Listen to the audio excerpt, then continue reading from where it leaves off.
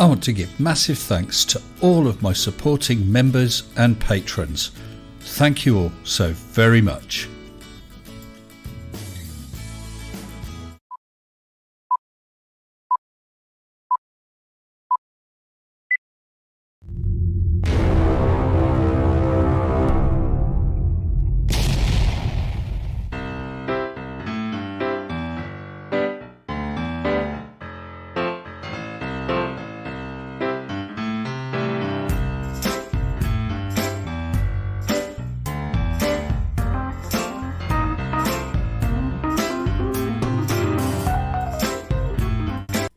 Hello everybody, good evening, welcome. Great to see so many of you. 40 already, just as I start. Wonderful. Let's have a quick jump through onto the stream itself so I can see what we got. And we got Colon, of course, wonderful. Thank you, Colon. Mr. X, Mr. Y's, Curbitize, Watto UK. You knew that I was going to say a diplomatic community, didn't you? Well spotted, my friend.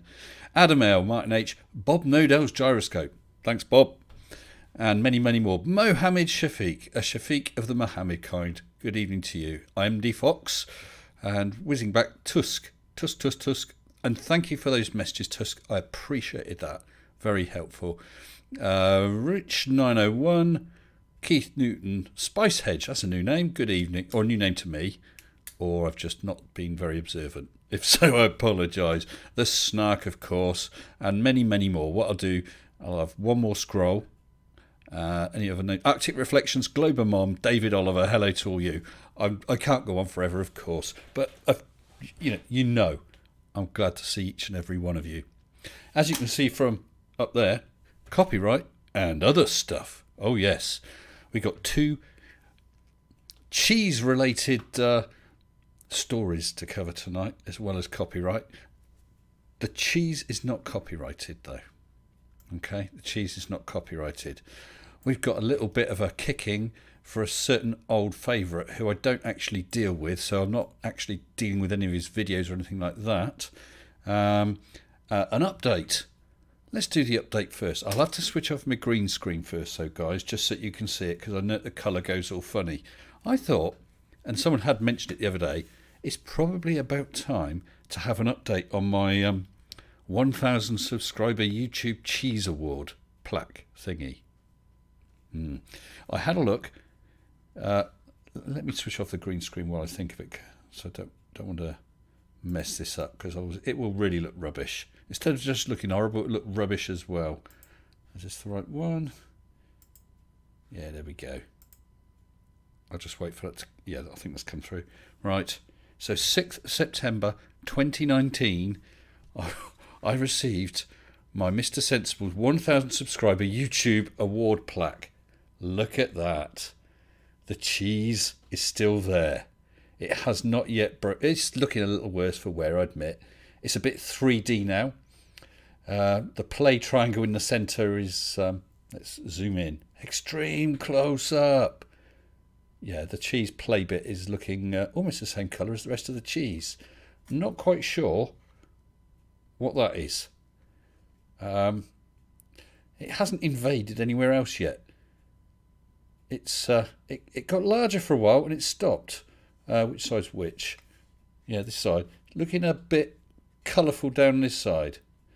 And of course, what we got to have is the sniff test. Can't smell it. Can't smell it at all. So there you go. 6th of September 2019. Going strong. This plaque is actually a scientific plaque. Let me switch on the green screen again. It's actually a scientific plaque, of course, because it's an experiment. We're actually also trying to show evidence for evolution. So any fliffs and creatards and things like that who say that evolution is not scientific, there you go. Genuine, experimental, an experiment that's been going for what? A year and a half. Now, okay, it may need quite a few more millions of years before it either develops wings or what's the word, becomes a mammal. It might be going the marsupial way. I can imagine the play triangle being a pouch. Who knows what the future will bring, because it's unguided evolution. Unguided. So I will update you from time to time. Hope you enjoyed that. I daren't open it though. Last summer I think we gave a check on it, and as I moved it around, it was what's the word, rather ripe at that time. But right now, maybe due to the cooler weather, it's not so bad. I'll just see what you said. You got a notification. I resubscribed because I always test my notifications. My missus resubscribed, and she said to me yesterday when I did yesterday's live premiere, she said, "Oh, I got a notification." So yeah, there's no doubt about it. Just unsubscribe, subscribe again, hit all notifications. YouTube is doing one of its funny things. Someone actually said, and it could well be true, it could be just a housekeeping thing. And I can imagine if every year they go through and unsubscribe people who haven't looked at something for a while, I can understand that. Well, they haven't actually unsubscribed, have they? They've taken off the notifications, because if, I've got just under 9,000 subscribers, and let's just say for the sake of argument, every single one of them's got notify. I do this stream, that's 9,000 notifications for YouTube to send out. And if some of those people just aren't that interested, I don't know why, but if that's the case, then okay, it may not be much, my notifications may not be much in the grand scheme of things, but across all users, all channels, it certainly adds up. Arctic, actually, thank you for that, Arctic. I will just do a refresh because I actually had a super sticker during last night's live premiere. So of course I couldn't read it out. I did say thank you. Forgive me if I get the name wrong. It was Neek or Nike Nuygens, who super chatted €1.99 with a super sticker of like a director's chair on set. So thank you for that.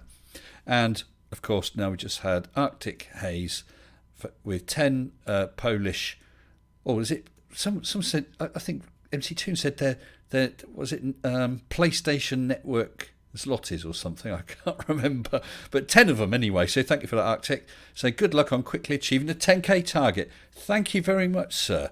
It's been quite frustrating, this 9, because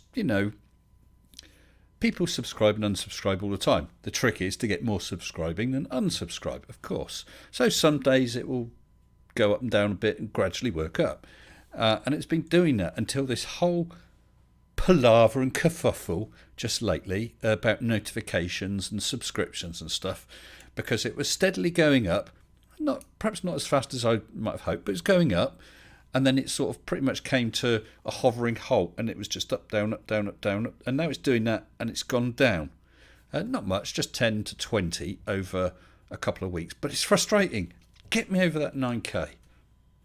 So just as an aside, as a favour, if you're on Twitter or Facebook or Askbook or Twitter or whatever it is, do remember, and I would appreciate if you shout out the channel. That'd be great. Whether it's just a shout out for people to look at the channel or a shout out when I do a video, it all helps. So thank you. Right. So yes, thank you for that, Arctic. So that was one of the things on my list, the cheese plaque. It's hard to believe, 6th of September. Next thing I'm going to talk about briefly is this whole copyright thing. First of all, let me be clear, just in case Flatsoid happens to be watching either now or on a replay or whatever. I'm not here this evening trying to bash Flatsoid, okay? I want to talk about it more in general.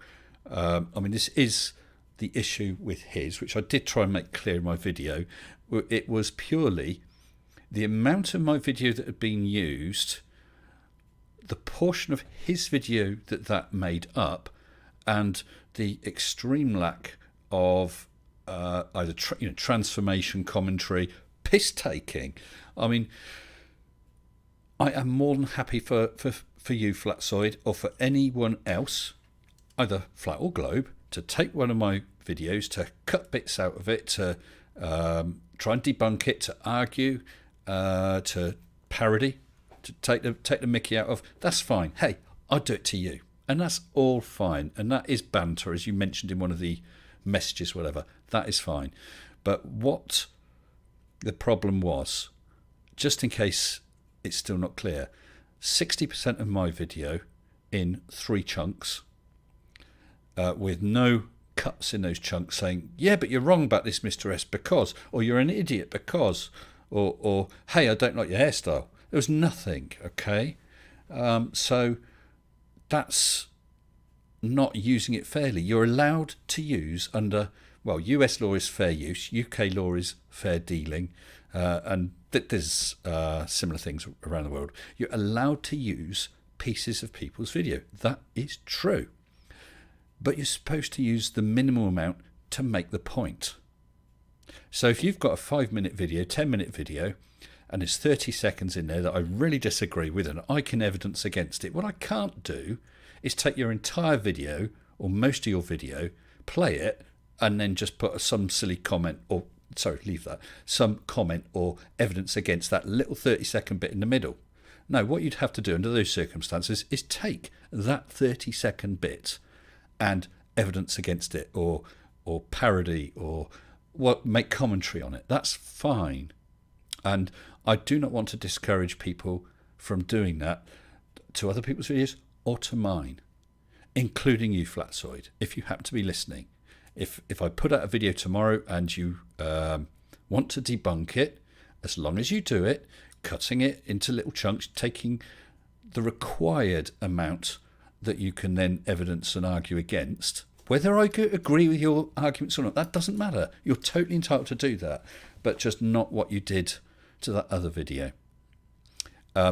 If you do happen to be watching Flatsoid, if you do happen to be watching, I would actually like you to email me.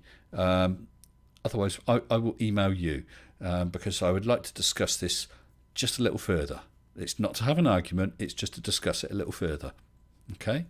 Maybe there can be some rectification here, which would be good. So I shall leave that with regard to the Flatsoid and copyright thing. However, I still want to stick on copyright for a little while. Let me just jump into what I was going to... Right, I've got that ready. You know, you're a great bunch of people. I know you're a great bunch of people. As soon as this situation arose, I had people stepping forward with advice and information, okay, about how to deal with it, how not to deal with it, what's good, what's bad, and that's absolutely wonderful. And several people also mentioned quite a well-known case, which I'd heard of, but I can never remember the name of. It was Hughes versus Benjamin, Aquila, what was it? Sargon of Akkad. That's it, Sargon of Akkad. It got to be quite a famous case because it was a bit controversial, all to do with copyright. So I'm reading this bit off the screen, not word for word, but there's this Aquila Hughes, who's a content creator. Right, she brought a claim against someone called Karl Benjamin. She had done a video straight after Hillary Clinton's campaign party. And let me just switch this on now so you can see it. Campaign party. And just hours later, this other guy, this Karl Benjamin, put out a video which basically was nothing more than bits of her video. And so she filed a copyright claim against it. And quite quickly, this Benjamin then fought back and said, no, it's fair use. And it all went to court. And he won. He won. So this has been put forward to me as something to be aware of, that it could be fair use even if the entire video was my video. And I'd heard that before. However, there is something, when looking into it, there is something different about it. What this guy had done is he had taken 6 clips from her video and sort of cut them and put them together. I'm not even sure if they're in the same order, but he took 6 clips, cut them and put them together as a way of arguing against what she said or taking the mickey or whatever. So that's one aspect of it. The other aspect is, let me just find it. So yeah, so there's 6 clips. So he didn't deny that he was using her work, but he was claiming it was fair use. Oh, it might not be on. Oh, here it is. So one of the 4 balancing factors under US law is the amount and substantiability of it. You know, using 10 seconds is never ever going to be more contentious than using 10 minutes of someone's video. In this case, he had copied about 20% of her video. 20%. It did make up his entire video, but it was 20%. I mean, that is a lot, but with the case with Flatsoid, it was more like 60%. So again, if you are watching Flatsoid, you can see it's massive. Okay. So I did want to point that out. So the Hughes Benjamin thing is very interesting, but it's not strictly comparable because if I took someone's video, took several chunks, stitched them together in such a way, I could be using those chunks to make fun of them. But that wasn't the case in this case, because it was just play a chunk of his film, play a really big chunk, play another chunk of his film. It wasn't commentary, it wasn't an argument, it was just, well, it just wasn't fair use. So hopefully he will get in touch with me anyway again. A few more hellos. Sarcastic Barman, Jesse 102. I now finally know how to. I always want to say 10 space 2. 102. Thank you, Jesse. Marcin Kowalczyk. How did I get on with that? Kowalczyk. Not usually that bad on Polish style names. This is where I've insulted you because it's not Polish. FE peer review. Tim Brown. Barry on. And Owlman, hello. Yeah, oh, and Nimrod, that's a name I've been seeing around lately. Right, yeah, so that was it really. It is all very difficult stuff, and it is, I'll say here and now, it is not something, I've just realised I haven't swatched the screens across, there we go. It is not something I wanted or want to do. I really don't. Yeah, I did have one guy in the comments section of last night's video basically saying it was a bitch move, and I'm not a massive conglomerate. It's not like I'm losing loads of money. He doesn't get the point.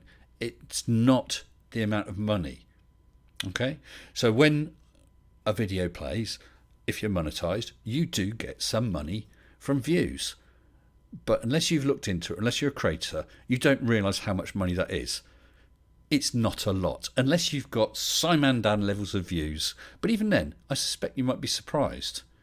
So certainly on the scale of views I get, yes, it's a little money. I could not take that money from that video and go and retire to the Bahamas. No. So yeah, it's small beer, but it's my small beer. But even leaving that aside, that video probably took me from start to finish 5 or 6 hours work. So I'm not willing for someone to just take that and make that over half of their video. I've done all the work, take that, break it up, put in some effort, maybe do some graphics, maybe do an experiment, maybe pull in little chunks of other videos to demonstrate why you think I'm wrong, maybe sit there and comment about it. But you've got to do something, otherwise it's not fair use. Right, other news. I have had, on a lighter note, another cheese-related thing. Let me see if I can get this set up right. Right. Did you realise, and this news is out tonight on Summit News, an environmental activist says cheese is racist. It's racist and dairy products should not be served in schools. This story I've got to read. Right. See, I wasn't kidding you. This lady, I'm sure she's very well balanced. Environmental activist petitioning local council to remove cheese and other dairy products from the school menu because they're racist. Now, why would cheese be racist? I could understand. I wouldn't necessarily agree with it, but I understand if she said no, all food should be vegan. That's fine. That's an opinion. That's absolutely fine. But racist? Where the hell's that coming from? Well, the reason is arguably, there's a racist element to serving dairy too much because 65% of the world's population are lactose intolerant and many from black, Asian and minority ethnic communities. I'm sure that's true. For instance, there's things like sickle cell disease, which only hit people of a certain ethnicity, and so on. And it may well be that there are more people from those communities who are lactose intolerant. There'll be plenty who aren't lactose intolerant. The dairy products, the cheese, or the little pints of milk, or whatever it is that are being served, are not being served to put people down or make fun of them or anything like that. They're being served because people happen to like drinking milk and eating cheese. It's not racist. What's her name? Does it give her name? Oh, Extinction Rebellion member Alison Plowmer. Well, Alison Plowmer, it's my considered opinion that you're a chuffing idiot. Thank you very much. Next case, please. Where do they get these people from? Is she really spending her life thinking on things like that? Is that the very best that she can come up with? Cheese is racist. I've realised I haven't got the comments there, so I don't know what. So because we have a genetic mutation, no one should get to eat pizza. Well, says that was sarcastic. Exactly. I may be allergic to something, and it may be due to my ethnicity or some intolerance or whatever. But that doesn't mean that schools or wherever, restaurants or whatever, shouldn't serve it. Just don't serve it to me, or let me know so I can choose whether to eat it or not. That's just bloody idiotic. And I wish I was heading some council when that argument come up, because I'd tell them to take a running jump and not to be such a bloody idiot. Right. I've actually got quite a few things tonight, haven't I? Someone else it came up in conversation. Excuse me. I was on Jesse 10-2's Discord this afternoon. We were having a chat about a couple of things, and I actually came back again a little later because I came across something. The subject of that foul idiot, and that's not an add-on because it's true. He's an idiot and he is foul. At least I assume it's a he. Is shills versus shills. Let me just... Oh, what's happened there? My Steam suddenly popped up. Right. Yeah, we'll show this now. That's it. Yes, so he's got a video. It was out a couple of days ago. Conspiracy Cats makes his own daughter repeat his lies. # indoctrination, # scripted, # weirdos. And I thought, what the hell's that about? I will just play the first few seconds, not because of anything other than I'll play it elsewhere in a second. Discussion, okay? I'm going to play this discussion in about 10 seconds. Right. Well, that was a stream that obviously Conspiracy Cats did with rather a handsome, good-looking YouTuber who happens to look a little bit like myself. This was back, I think, in June last year. So I'm not going to play it on Shill's channel because I don't want him to get the view. So I shall play it via Cat's channel, and I'm sure that he won't mind. Bearing in mind copyright, fair use, and so on. And anyway, it was my video as well in a way. But look, that's not the point. Let's not get bogged down in who killed who. So I've gone to the same point.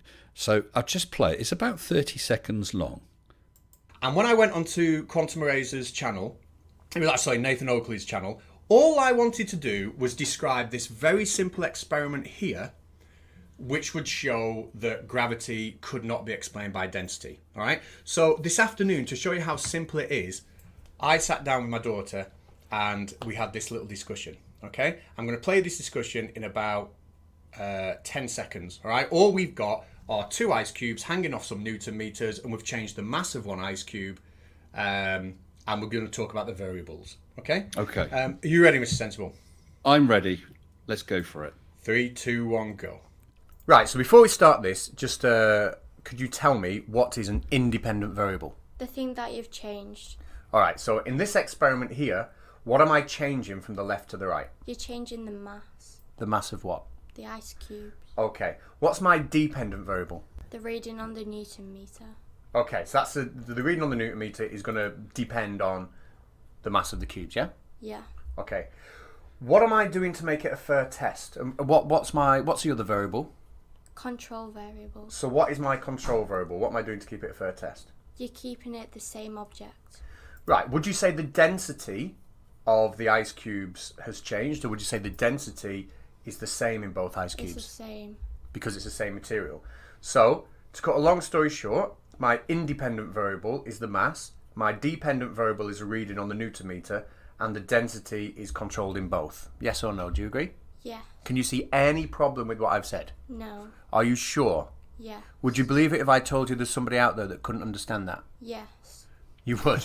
You don't want to do this, do you? No. Goodbye.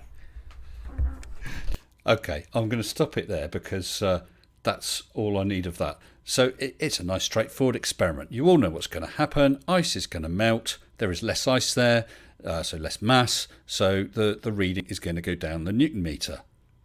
You'd think people would get this, wouldn't you? Let's go back to the Shields versus Shields one, because there was a comment in there from our dear old friend, Mr. Sleeping Warrior. Now, I'm scrolling it back off the screen for a second because, boy, did I laugh when I saw it. I actually posted a full Take the Mick comment to him about this. Unfortunately, they don't like hearing alternative opinions, and I'm blocked. But never mind. So what do you think Mr. Anthony Riley said? Because we all know he's dumb. We all know at a certain award he's won previously. We know he came up with that stupid density disequilibrium crap. We know he had that thing about the speed of light making sunsets red and sunrises bluish. Oh yes. So that was a straightforward experiment that Katz's daughter, who he confirmed at the time was about 12 years old, she fully understood. What did Sleeping Warrior say? He said the density has changed though. He's changed the volume. Mass has been kept the same, but the volume has not. This is getting bad. Bad response video. Katz is digging a hole. What the hell is he talking about? He said that the mass has been kept the same, but the volume has not. He does not know the difference between mass and volume. I mean, does he not realise that half the ice cube has melted? It has gone. There is not the same volume of ice hanging on that Newton meter. But although the volume has decreased, so has the mass. So therefore, since it's still ice, it's the same density, so many grams per cubic centimetre. Mr. Sleeping Warrior, you're a bloody idiot. Never have I seen someone so fail to grasp what's obviously science that a middle schoolboy or schoolgirl would understand and fully grasp. And you think that you could write a paper that would overturn physics. You think that we should be teaching flat earth and your crap in schools. And you don't know the difference between density and mass. Idiot. Total idiot. I mean, it really made me laugh, that did. There's a few dings in there. Yes, I see that. Yes, exactly, Martin. He doesn't know the difference between the two of them. I don't know if I misspoke at all there, but you know what I'm saying. Yeah, the volume and the mass have gone down. The density will remain the same. And he did say that the mass. That's right, Barry. On. He said the mass didn't change, but the volume has. What is that? Actually, I need to pull it back up again. 1 second. Where the hell is that? I've got rid of the window. You can go back and look at it. He said that the masses remain the same, but the volume has changed, I think. Oh, God. You'll have to watch it again, won't you? Basically, he's made himself look like a total fool. Yeah. It's his identity. Leaky Warrior always gets it wrong. Yeah. Funny you should say, J. Birdmax, funny you should say Chuff Nugget. That was one of the words I decided to use in my reply. Unfortunately, my reply didn't stick. There we go. But as for Shills versus Shills, he's an obnoxious little gimboid. We know that flat earthers say stupid things. Now, without wishing to be rude, some of them, it may be a lack of intelligence. Some of it may be a lack of education. But there's one or two people who are just thoroughly disgusting. And Shills versus Shills is one of them. On that video, what was it he said? He's calling us weirdos, saying that Katz is indoctrinating his No, he's not indoctrinating his child.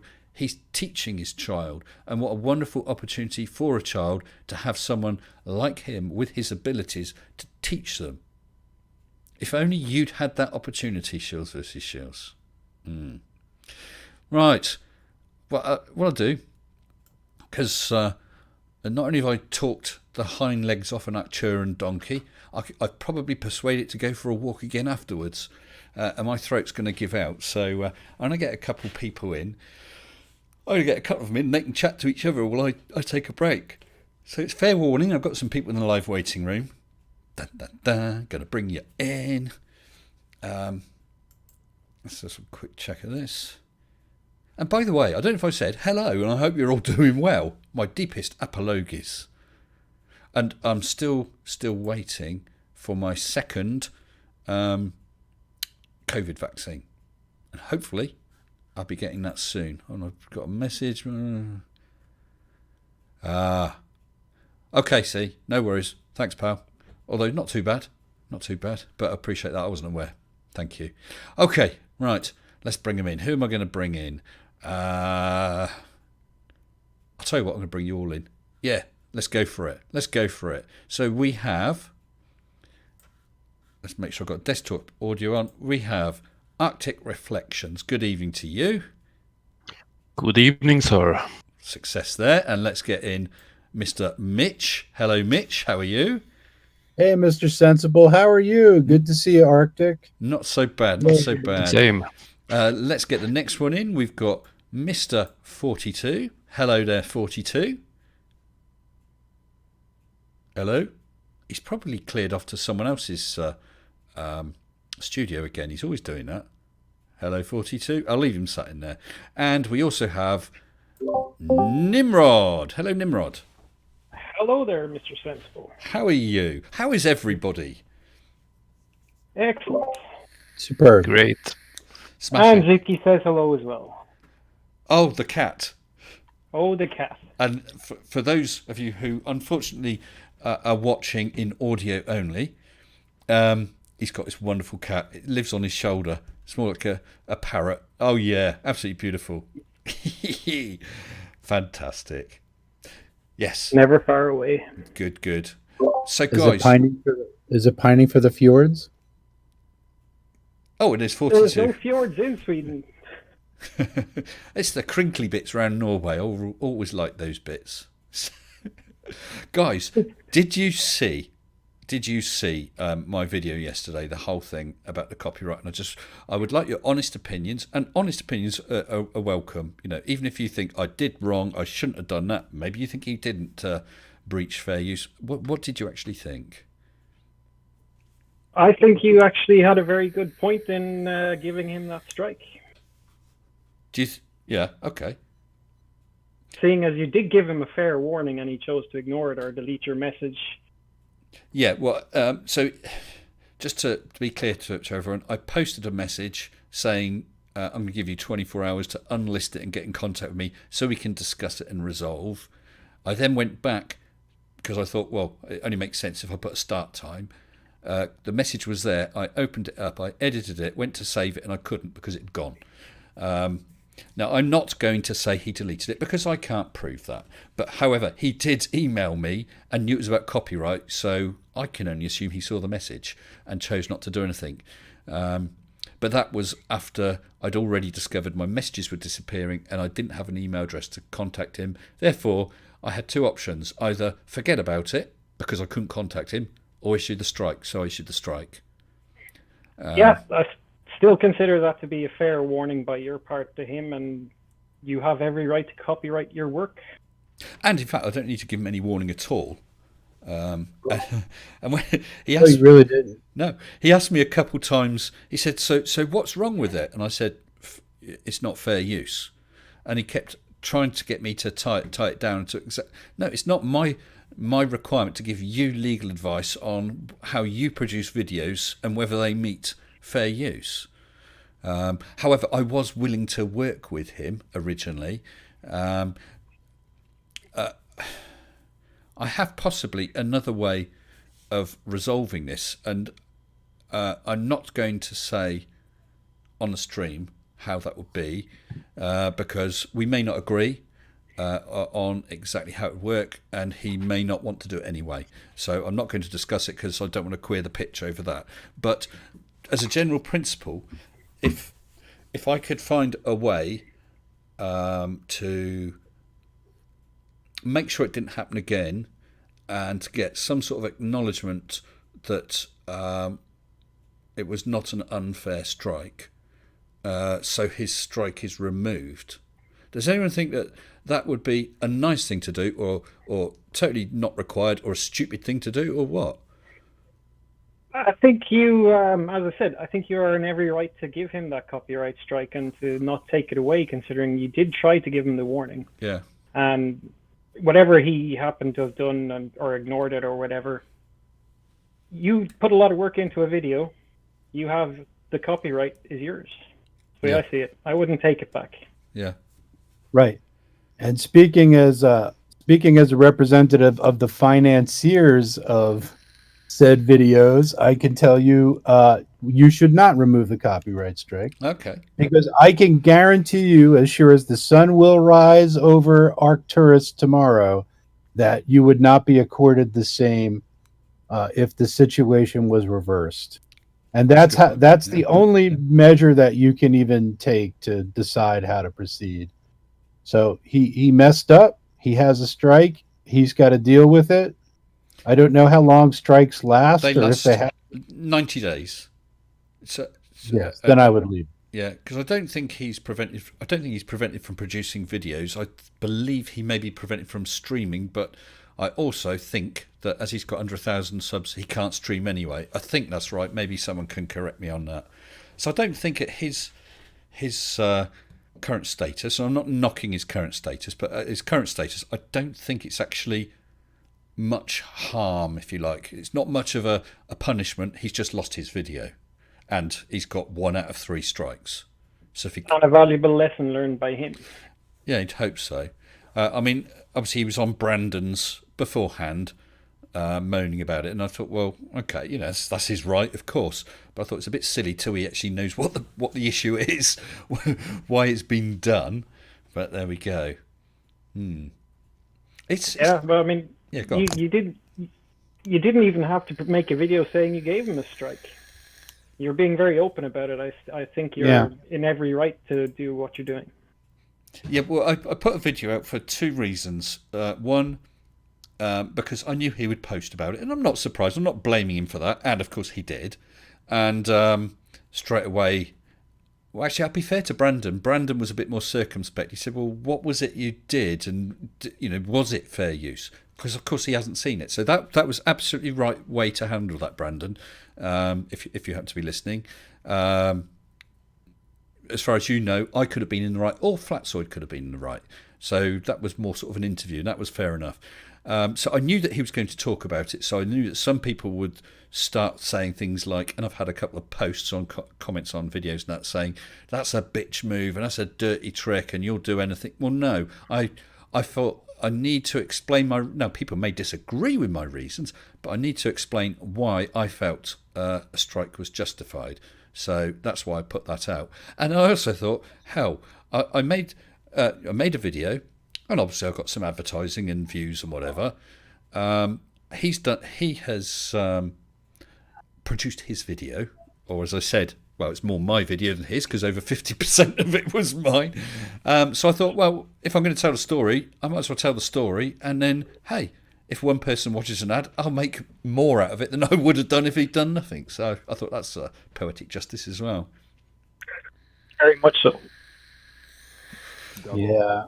And if it's only 90 days, it's not like, it's kind of a slap on the wrist. I always going to say, you can't look inside someone's mind and heart and see if they have intent or if they're penitent. So we judge people by their actions, and we'll see what he does in the future. And if he behaves himself, the strike will go away, and his account will be restored.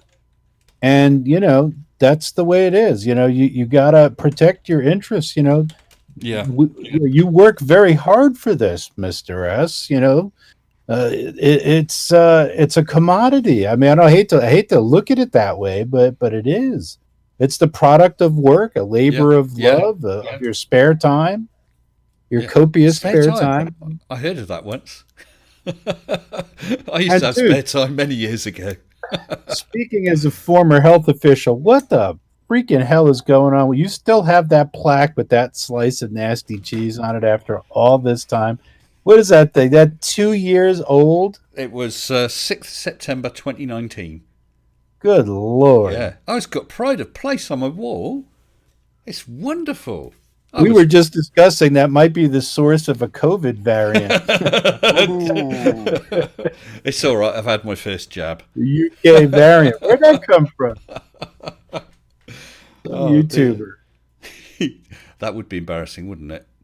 As Craigie Flounder says, let's not mention the lager degree. The human race is wiped out by vicious disease contracted from a YouTube cheese award. Oh dear. It's not even proper cheese, right? It's like it's the processed cheese that you put on a burger or something. Yeah, lab cheese. Not proper lab cheese. Yes. I think it's 3D printed. It's just plastic. Only the Swiss cheese. Only the Swiss cheese is. It's only a few degrees better than American cheese. Oh, I'm not going to go there. But no, at the time, like I said, that was 1,000 subs, September 19. When I thought, I know what I can do. I can make a cheese award. I was over the moon. And if you would have used Velveeta, it would still be edible. Well, that's still edible. You come here and I'll let you take a good bite out of it. All right? I mean, safely edible. Everything is edible once. Yeah, exactly. You might not make it out the door after that, but yeah. Oh, I see we've got Joe in there as well. Hello, Joe. Hey, Joe. Joe. Hello, gentlemen. Good evening to you. How are you? I'm doing great. How you doing, Mr. Sensible? Yeah, I'm doing fine, thank you. I've just seen Seek Truth, Speak Truth. I invited him to come in. He said he'll pop in 10 minutes. That's very nice. Look forward to that, Seek. I'm glad to see you're still living at home. You're not in the car. You can't really say that with his No, background. I got a green screen back seat in my car. Oh, okay. Oh yes. He could be anywhere. That could be a feature. Yes, so that's coming along. That is. Hold on. Did you get your thing? I have indeed. Okay. I nearly revealed something I shouldn't. Hold on. And I realised I've got another camera over there. Good job it wasn't switched on. I did show this clue. Forgive the green screen. So it is NASA connected. NASA. What could it mean? Sorry? NASA. What could it mean? I don't know. He got the paycheck. Yes. Maybe it stands for something. I had to pay $1,000 to get a paycheck. Nice one. Yeah. Yes, so it is NASA connected. I've already said that it was historical. The latest clue was it this item has not been to the moon, okay? Because that was asked. Has not been to the moon, and in fact, extra bit here: the actual item has not been into space. So I figured it out. Your bonus clue for being on my live stream. It's Britney Spears, right? I was hoping it was Kylie Minogue, but no, she couldn't fit in the box apparently. Oh. And I just How you doing, Mick? You can make her fit. well, she's fit enough already, isn't she? But let's face it. But anyway, I have Why got she doesn't fit? a super chat from Judy Bassett, €7 for some new cheese. Thank you, Judy. I appreciate that. Yeah. I wonder what I could do for a 10k award. A really three-dimensional one. A whole Emmental or something like that. I think grilled cheese. Grilled cheese. I think for your 10k, you need to spend 10k and then tell your wife. Oh. Or maybe I could do a cheese on toast award and put the entire sandwich in a frame. In a sort of rare bit theme. Yes. Oh, yeah, some rare bit. Yeah, I like rare bit. Yeah, I don't know what's got over here. We just call it cheese on toast. But yeah, I have it called it Welsh rarebit. Oh, Watto says that I paid $1,000 to get the elusive flat Earth evidence.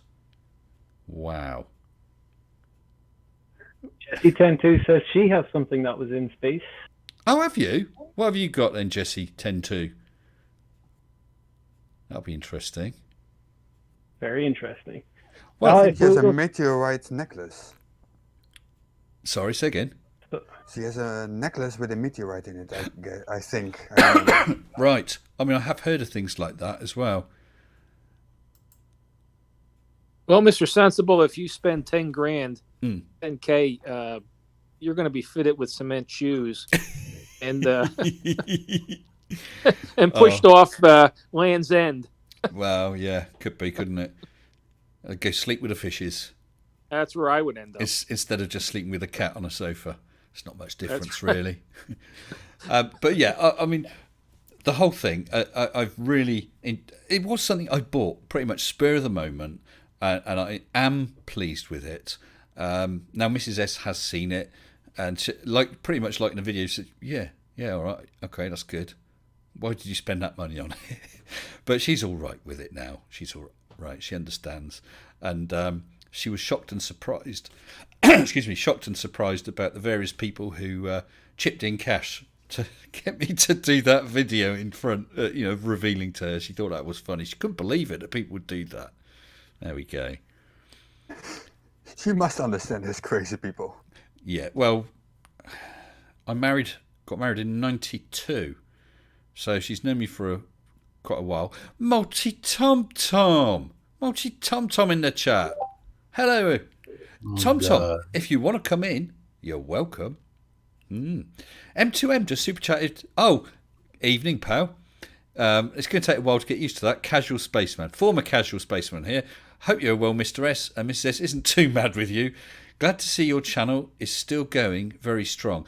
Actually, Cash, I nearly messaged you, and when you replied to me on that video or wherever it was earlier on, that I do want you to get in touch with me, okay? I'd like to discuss something with you, all right?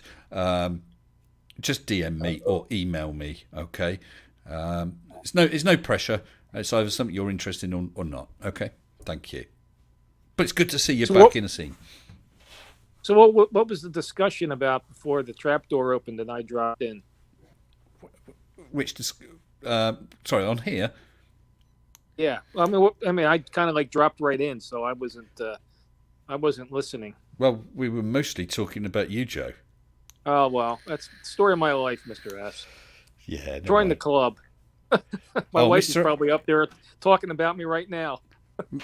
Mr. X, Mr. Y said, Mr. Sensible, what did you buy for those $1,000? Show us the damn thing.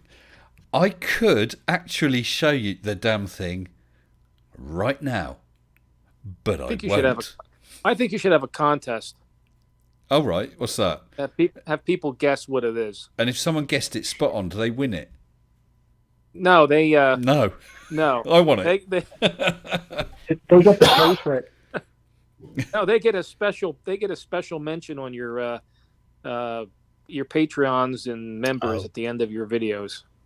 Oh, I tell you what, I would do if someone guessed exactly what it was, because there's many ways you could get sort of vaguely in the area.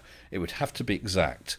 Then I'll give them a special mention on the when I do the reveal video. I'll put a special mention on there that so and so Fred Blogs guessed exactly what this was. Yeah, that's fair enough. Yeah, had all sorts of guesses. There's some interesting ones. Gosh, what was it? Someone made a very good guess, and I can't. Not that they were close; they weren't close. But I actually thought that is an interesting item, and had I thought of it, and if it was available, yeah, I'd like to have had that. But yeah, so Tom, you coming in? I guess not, but you're welcome to. These guys won't eat you. You won't kill him and eat him, will you? Oh, the cat might. No. I've eaten already. There you go. Arctic won't, so he's eaten already. Mr. 42's just ahead. Oh, Mr. 42 is 2 heads. Hard to explain to the rest of you, I do realise. Yeah, that is something you need to explain further. Otherwise, I'm gonna be having trouble in the community. He is Zaphod Beeblebrox. He has 2 heads. And also explain where I am, if you can. Damn. You're on my Arnie cam. No, that is D Marble's van. Yeah, he's in D Marble's van. Yeah, I saw his video today. Do you know what? Let me just switch on. Make sure everything's safe here, yeah. I see why I said that. If I put the green screen up, you'd have a blind behind me, and you got the whiteboard to the side. And it's a very small picture. I actually thought that was my studio. Dun, dun, dun. But it's not. Oh, damn it. Damn it, Janet. I won it. No, you want to pinch that. It's going away again. Oh, man. Well, D Marble better hope that the the FAA doesn't see his video, because his video will get him on the no-fly list. Sorry, who was this? D Marble. What's he done? D Marble. Talking about how he shenanigans he pulls on planes. Taking his mask off and faking his mask is on, and everything like that. Real class act. Yeah. I did see a guy go into a store wearing a mask. He had a full mask. It was over his nose, but on it was a printed picture of his nose and the mask just sort of on his chin. And of course he wandered, and it looked quite real. He wandered in, and this guy said, "Oi, put your mask on." He said, "I've got my mask on."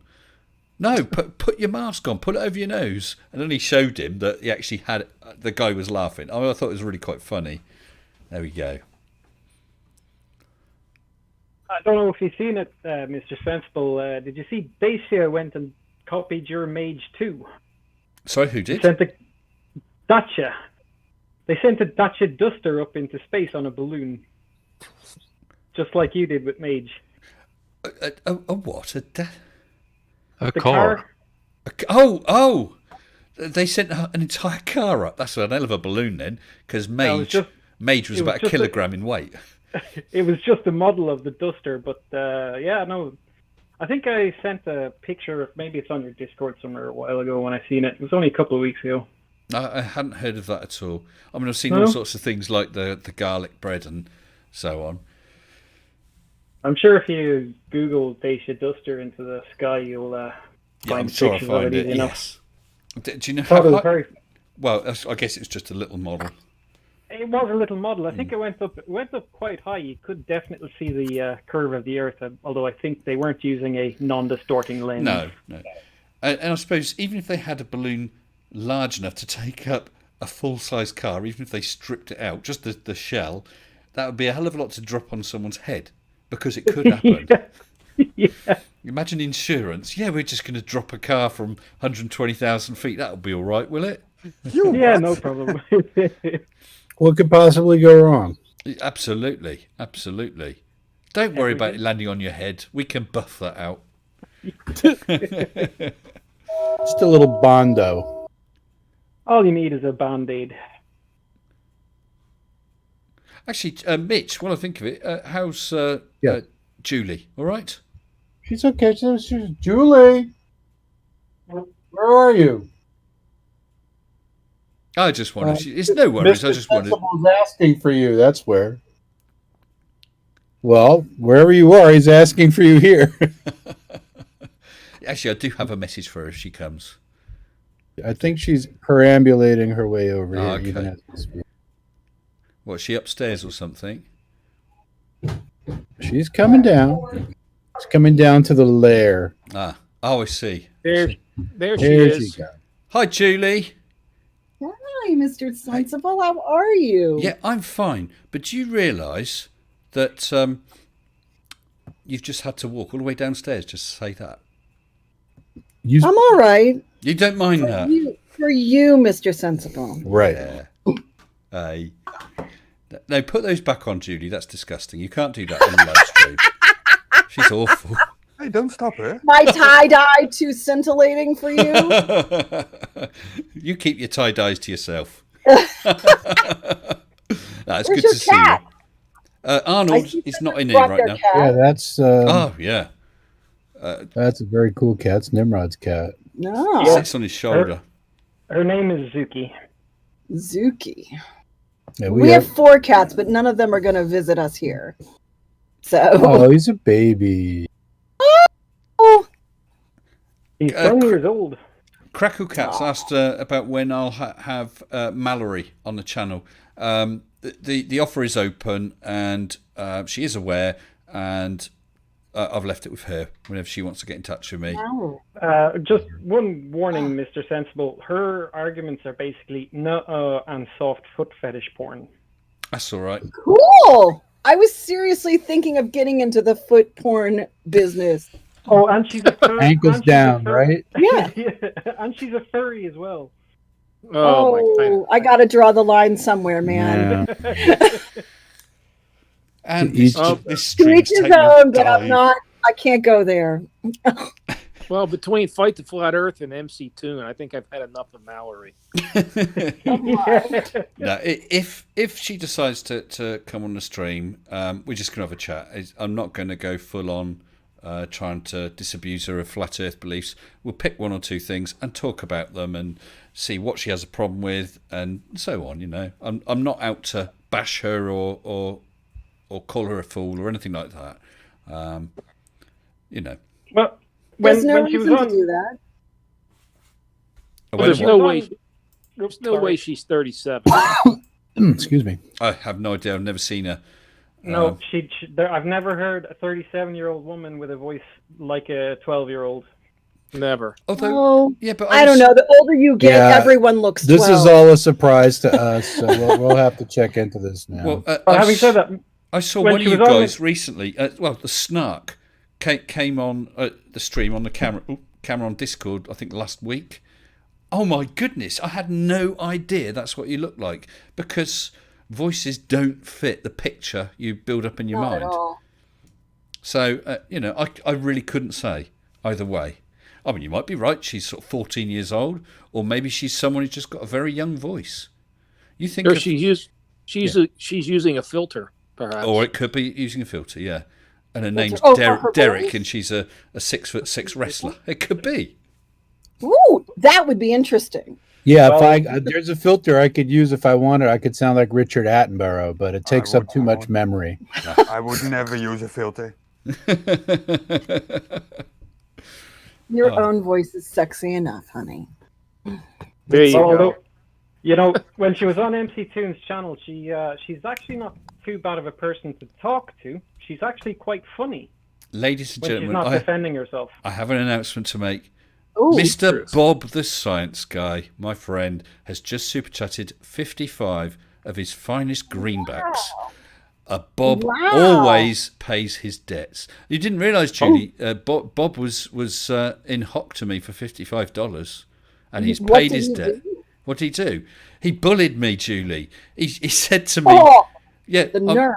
yeah." He said, "But thanks, Bob," and I mean that. Thanks, Bob. Because I don't know if you heard, but I spent $1,000 on something without telling my missus, without telling. I heard you're living in your office till you get that money back. And Bob the science guy decided to run an experiment, and to encourage me, he promised $50 and then an additional $5 if Mrs. Sensible's face was on camera, while I told her what I'd spent $1,000. I saw that one. Yes. So thank you, sir. She was Appreciate way that. nicer than I would have been. Oh dear. Sorry, Mitch. I won't tell her about what you spent money on. I don't mind if he spends money. I just like to know. You just mind if I do? Right. It's not my business how you spend your money. Go for it. But I just like to know in advance so I can emotionally prepare. He knows that. Plus, we have a little family history in my family of my father not necessarily telling my mother all the time when he spent great wads of money on himself. So we have a bad family.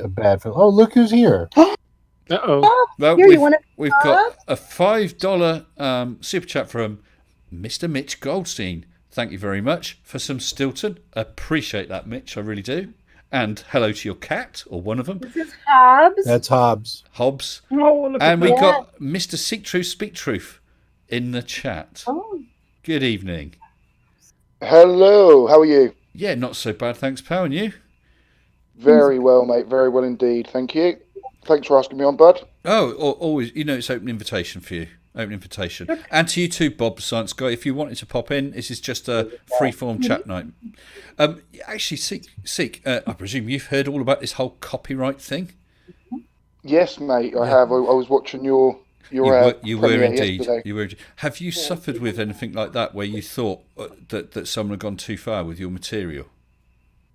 Well, Flatzoid has actually kind of not done the same as such, because he put all like text over it and different music, but he's just like put one of my videos on his channel, called it like Seek Truth, Speak Truth, the Liar or whatever, and but it wasn't enough in that case to make you want to do something.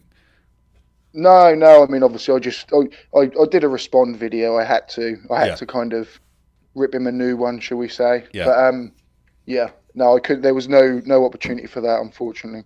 Yeah, because it's not something you'd want to do, is it? You'd rather he just did a proper debunk, and what happens? It gives you material to debunk. Yeah, that's it. But no, when you just kind of he's a very late. Well, he's so lazy. He often shortens clips, doesn't he? If you know what I mean, takes a few frames out. Well, I actually thought, I bet I could take a 5-10 minute video, chop out chunks like that, and insert 2 chunks from a couple of my old videos, and have it rendering within just 5 minutes. It would have taken no more than that. Yeah. No time at all. No effort. Yeah. Failzoid. Yes. That's what we can say, unfortunately. 11 missing frames, Zoid. And there he is. There he is. I remember actually once I caught him on one of his streams. Hey Bob, you're in the live.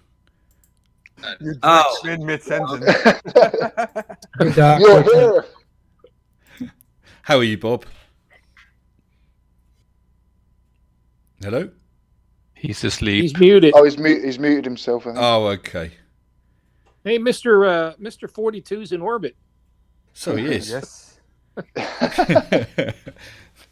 He likes to get ahead, doesn't he? I think I see a little barrel distortion there. That's definite fisheye. Yep, Yeah, should be using the fisheye lens. Background is wrong. It should be flat, or at least bacon shaped. Bacon-shaped flat. Bacon-shaped Earth. What shape is bacon? Sorry about that, Mr. S. I was just trying to send you a cat photo. Yeah, no worries. Mr. S. Bacon is baconoid shape. Baconoid. Bob, thank you very much for that super chat. I wasn't worried. I know you're a man of your word, sir. Well, I guess I'm going to have to go out and buy 69 seks worth of Swedish cheese and send it to you, Mr. Stenkel. Oh, dear. So what have you been up to, Bob? Yeah, apparently cheese is racist, we found out tonight. Where do these people come from? Who knew? Will I diet black for you? What's that? The cheese? Yep. Black cheese. So it's not racist. Dear. Well, I mean, these people are just flipping idiots, aren't they? Just idiots. There's no shortage of idiots on the internet. No, they're churning them out all the time. Bob, can I ask you the same thing that I was asking? Sorry, no, who was it? I was asking just a minute ago. That was me. That's it. Thanks, Steve. Yeah, Bob, you've obviously been creating content for a long time, many, many years, creating it since I was a wee lad, I'm sure. Have you had an issue where someone has done more than taken a fair share of a video that's going beyond fair use with any of your material? Fortunately, no. Most of the stuff that I put out is not things flat earthers want to get around. That's true. Oh. I haven't had problem. Sorry. What, Joe? You say like the video today. There's no way they're going to get around that one. No. Which video? Oh, of yours, Bob. Go on, chill it out. Yeah, I just put a video out today. What's that about? Oh, let's see. What I did was I went ahead and had a look at flat Earth science and the value of evidence. Okay. Which sounds kind of dry at first, but trust me, I ripped Flatzoid a new ass. Oh dear, he's not having a good time with it, is he? He's not having a good time. He is he's going to become my new hobby. Oh, and don't forget, you needed the Band-Aid, Mr. Sensible. Yes. Gleam made the horrendous flat Earth error of actually giving me a flat Earth map with numbers. That was a serious error. Numbers as in distances and things like that, do you mean? Or yes. And acknowledged, like, for example, the fact that McMurdo Antarctic Base is a real place. And things like that. So right. I had a little fun with him today. I actually got a little longer than I thought. It was going to be about it was about a 31-minute video, which is a little bit more than I normally do. Oh, good. I shall watch that. I shall watch that with fun. Watch that with pleasure. I should get the chance tomorrow. I'm working at home, and I can have stuff on when I'm working. And just to jump out of this conversation, Thaddeus, talking about that Sargon case, I mentioned it earlier. Because I looked into it. Yes, his video was entirely made up of her video, but it wasn't her entire video. He'd taken 6 clips and cut them in a way to make them parody or something. And it was a total of about 20% of her video. Whereas in this case, it's 60% of my video. It was chopped into 3 chunks with 2 not really closely related clips of his videos in between. Okay, so I am fully aware of that case. It's interesting, and I've not heard anything, so I'm assuming it's all going to go quiet anyway, and that it'll take his 90 days, and that'll be the end of it. Sorry, guys, where were we? I killed that then. Can I still out a new channel? Please do, see, yeah. Thank you very much, Mr. Sensible. I've tried to start doing a few history videos. Science is not my forte, being an ex-flat earther. I find history a little bit easier. So yeah, but I thought rather than keep obviously putting them on this channel, I've started a new wee little channel. I've got up to about 200 subscribers now. So well, if you want to drop the link in chat, please do.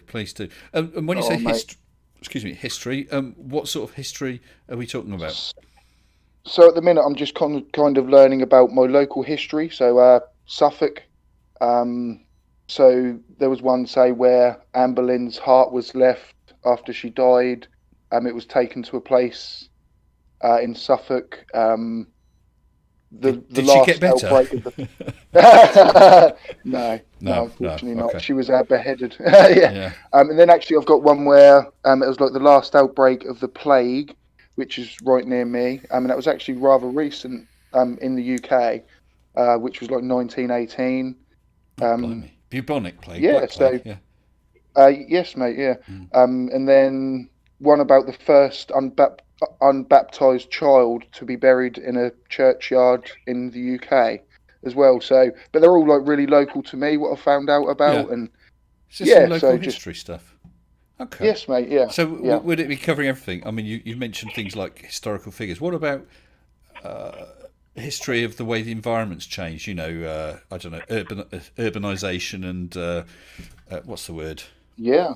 Well, yeah, more than just straight history. In 1815, this happened, and that's it. Yeah. Like, yeah, I mean, basically, I've called it a part of history, and like someone said, is like anything in the past is history, isn't it? So I can really cover many topics on there, or try to learn about them, and yeah. So my next one is about the Witchfinder General coming out this Sunday.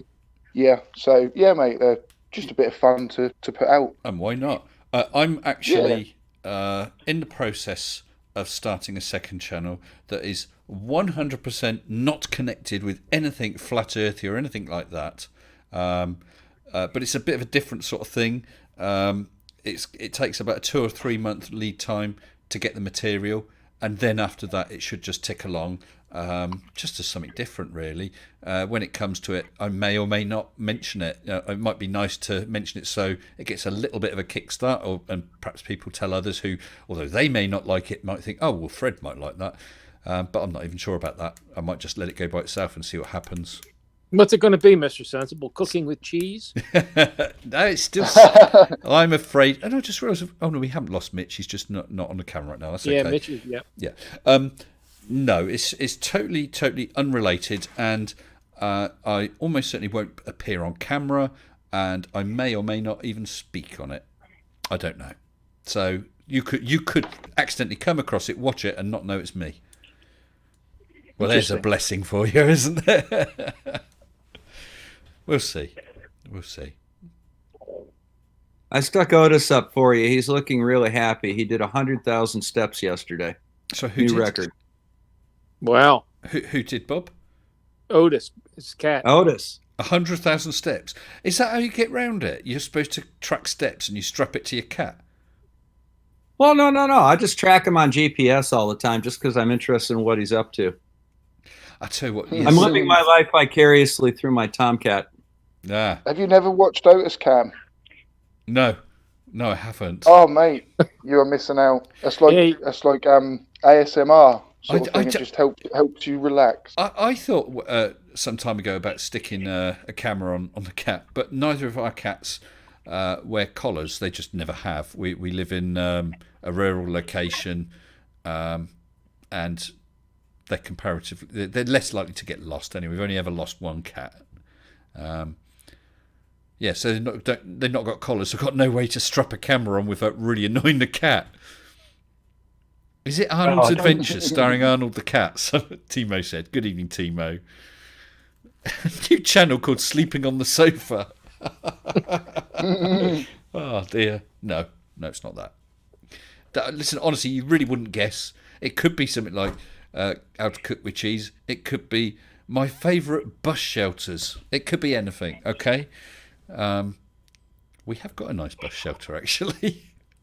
Very nice bus shelter. It's a brick-built bus shelter, and there's a guy in the village who is an artist, and he painted the back of it with a scene with some local wildlife and a couple of... It looks really good, but it's not a channel about our bus shelter.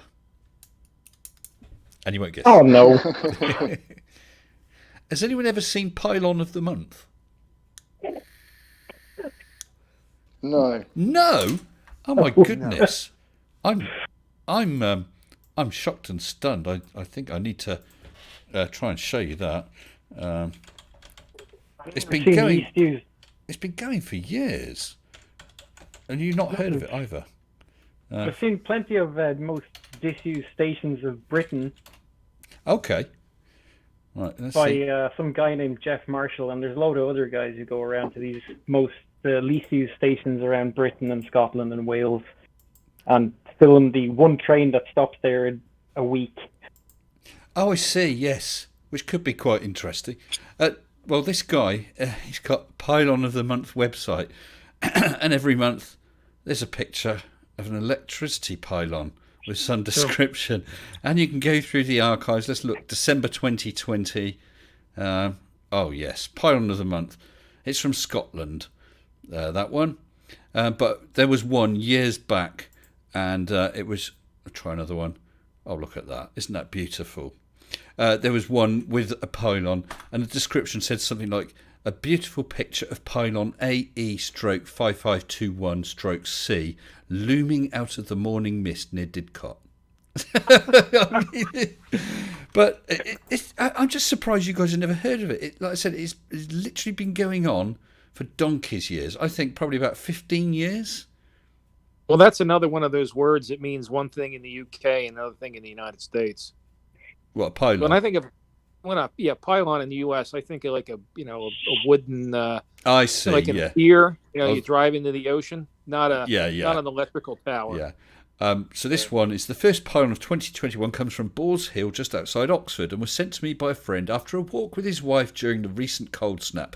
The hoarfrost on the hedge and a fog made for a wonderful atmospheric scene that can surely only have been enhanced by the pylon's presence. Well, so, that's like very British. Mr. Sensible. Yeah. No, you had me excited there for a minute when you said pylon of the month or pylon of the week. Yeah. I figure it was. I thought what came to me was about 15 people piling on a flat earther, and just well, that would be interesting, wouldn't it? There's your second channel. The only time we've ever seen that was Nathan Thompson, where an MMA wrestler piled onto him. That was the only one we've seen, wasn't it? That didn't go well for him, did it? Did he break him? Seen that. Have you never seen that? No. Oh, no, we'd love to see that, Mr. Sensible. Can we see it? Do you have it? Never seen it. Let's. I will have a. It wasn't a look. That wasn't Nathan Thompson. That was. I forget. His name. Right, the hand, wasn't it? Right, the hand. Beg your pardon. Yeah. So you guys are aware of that? Yeah, beg your pardon. I have, yeah. But you other guys. Yeah, he didn't fare too well. No. That lady bent him in a few different shapes. Yeah. He was tough. I don't know where. Oh, I'll try one other thing. He does his name stupid, doesn't he? Right the hand. I can't find it off the top of my head. Fight the Flat Earth uses it a lot. He was in a debate on Modern Day Debates with Right the Hand, and he actually used the wrestling as his backdrop, and it showed him, and he had it running on a loop, and it showed him tapping out several times. Yeah, he got his butt kicked. Didn't he just? It was so sweet. Because basically he boasted that pretty much that women shouldn't learn to fight because pretty much any man could take any woman. And so this wrestling lady took him up on that. Made him tap out. Sweet. I have had a super chat there from. Let's refresh that page from now. Mr. Sensible, can I give that super chat a go? You can. I tell you what, you certainly can. Let me just get it up so I've got the full thing. So now, Pinion, I'm proud proud to have Nimrod read out your super chat. Thank you, Nimrod, and take it away. God kväll now, Pinion. Hur är det med dig idag? Vi har en fantastisk kväll. There you go. Att du har det med. Wonderful. Do you know what? You took the words right out of my mouth. I thought so. Jag förstod precis vad han sa. Underbart. Det är någon annan som kan prata svenska. Only on Thursdays? Yes. Well, tomorrow is Thursday, so... But tomorrow then. Cool. I'm glad we got that sorted. So thank you for that now. And a big hi to Little Miss now. If she's... time-wise, I guess she's in bed, isn't she? But do say I told her hello. Thank you for that. Well, that's my new hobby sorted, says Dog Walker. Sorted photographs of electricity pylons. The 33 kilovolt ones are more interesting. Well, you do that, Dog, and why not submit to Pylon of the Month? See if you can get in there. I can't believe that you guys haven't seen it. There was another website which was a similar sort of thing. I mean, I don't know where the guy comes from. I think he's British, but that is a British sense of humour.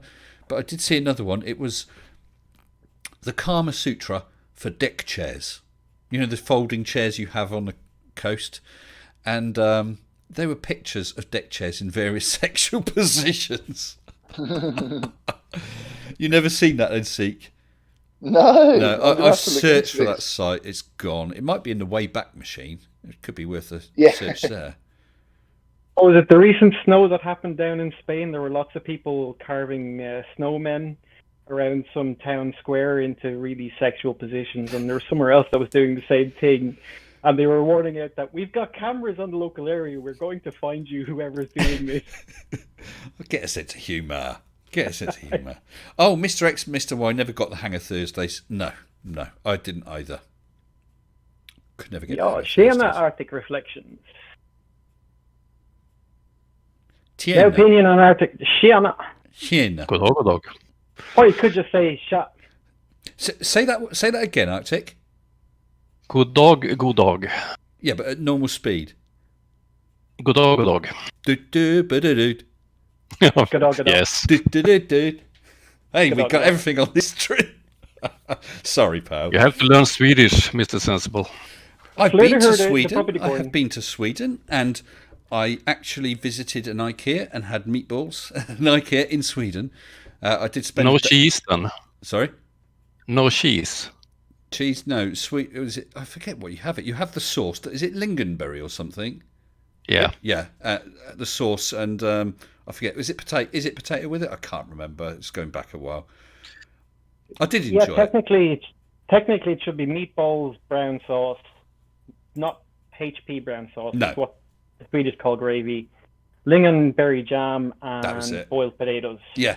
And I did really enjoy it, and I've had it here as well. And I didn't just go to IKEA. Stayed with a friend, and they lived sort of in a very small hamlet just outside a smallish town. But did go to Stockholm for the day, and I enjoyed that. A beautiful country, a stunning country. And if you ever get the chance to go, anyone who's watching, if you haven't, go. Absolutely beautiful place. 10 out of 10, you guys. You've done a good job there. I did. Yeah, I would agree with that. They did do a good job when they made Sweden. Yeah. So I've been living here for, 16 years? And is yours a little red wooden house? No, mine is in an industrial town with a very large steelworks. Okay. But those houses are stunning. Aren't they just? It's a complete, when you go out into the countryside, it's so idyllic. It's especially in the winter, it's the whole front of the Christmas card picture. Small red cabin, smoke coming out of it, lights all around. Yeah. It's beautiful. I'd like to go back again, actually. I mean, we still got the friends there. They lived in England for about 3 or 4 years. They went back. We went to visit. We've not been back again since. Not for any particular reason. It's just never come up. We should do, because we really enjoyed it. Really did. Well, when the lager lurgy's over, we'll all be able to travel. Although I just saw on the news today, apparently Heathrow Airport, they're not too pleased because already, despite the fact that you can only travel abroad for valid reasons, currently not holidays, there are 6-hour queues to be tested. Or examined or whatever it is they're doing. So, yeah, it's not good. Not good at all. No. Where I work, the queues in from flights coming into the airport I work at, the queues in because of the rules here, you have to have a negative COVID test. Yeah. And it's unbelievable. And mine's not a very big airport. Yeah. You say yours is not a big airport. Do you work? Sorry, I'm not trying to pry, but do you work at an airport, or do you just mean the airport that's nearby? I work at the airport. Okay. And do they fill the wings with aviation fuel, or is it pressurized air? It's aviation fuel. Definitely okay. Aviation fuel. Yeah, I've smelt it, almost tasted it. It's probably pressurized air, and they add smell to it. You know, like the natural gas, town gas. Hey, Nimrod, what do they call that machine on the plane that aims the nose down so that I can go around the globe? Is that the bacon switch? The bacon switch. No, sorry, it's the cheese switch. You have to put on the cheese switch first, and then the bacon switch. The flat earthers say, like, if you're flying in a plane, if the Earth were a globe, then you'd have to be in a constant nosedive to get around the Earth, or you would crash into the Earth. Whereas opposed to the fact that they actually fly nose up so that they won't crash into the ground constantly. This is true. This is true. And I have very good experience from that from pilots who I've met while working there. And there's a pilot on YouTube who I follow, who's quite famous, mentor. He worked at the airport I worked at. We've had quite a lot of conversations, and he's done very, very good videos proving that they actually fly slightly nose up all the time, as well as many others. Yeah, because I mean, you think even when they're coming down like that, aren't they? Yep, it's a controlled fall. Oh, the mighty one says, and I don't know. Oh, I guess it's that word. I'd love to go on holiday right now, but I'm not a complete twat. Well, I hope you get to go on holiday soon, mighty one. I'm really looking forward to going away as soon as possible. Who knows when it'll be? Although we're doing rather well here. I forget exactly, something like 33 million have had their first jabs and about 7 million, 6 to 7 million have had their seconds. And we got 3 jabs going. We've got Moderna as well as the Pfizer and the Oxford AstraZeneca one. So we're doing very well. I've had my 2 Modernas. Yeah, good stuff. That second one, oh my God. That second one was like getting hit with a fire extinguisher. It was really... Well, you got it now, Mitch. You got it now. Oh, I got it all right. Talking about Pfizer, Mr. S, I was covering the Marble video. He said the word Pfizer, and then he said, "Oh shit, I called the V word," and I was like, "There's no V in Pfizer." Pfizer. He said, did he actually say Pfizer? Or he said Pfizer, and then oh shit, I said the V word. What is he talking about? He was talking Mr. about 42, vaccines. Mr. 42, that video you did earlier, was it in India? What was going on there? Yeah, that was the results of COVID currently. That was death in India, and I wanted to show that to the world. What happens if you ignore all the. Well, you know, this is a true thing. I've had a couple of people in my job who actually contracted COVID. I've had a very good friend of mine back home whose father recently died due to COVID. There is no way that this is fake. No, of course not. It just isn't. It just isn't fake. And you see in India, though, last I saw a few days ago, they're getting about 165,000 cases a day. Brazil too. Brazil, yes.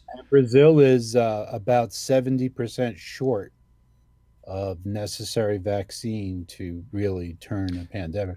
Unfortunately for America, without waxing political, in the last couple of months, we've really turned it around, and we've been vaccinating between 2 and 5 million Americans a day. Good. Bearing in mind, most Americans will need 2.